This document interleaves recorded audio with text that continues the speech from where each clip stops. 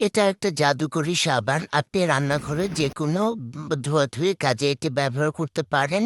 দামেও সস্তা হবে এবং অনেকদিন ব্যবহার করতে পারবেন। এটা তৈরি করতে একটা গ্লিসারিন সোপ লাগবে। যেকোনো ধরনের গ্লিসারিন সোপ প্রথমে গ্রেট করে ৪ কাপ পানির মধ্যে চুলায় দিয়ে গুলিয়ে নেবেন।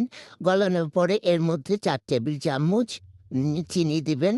একটা লিকুইড সোপ সোপ ২ টেবিল চামচ দিবেন এবং ২ টেবিল চামচ লবণ দিবেন। লবণ দেওয়ার সাথে সাথে পানিটা একটু ঘন হয়ে যাবে।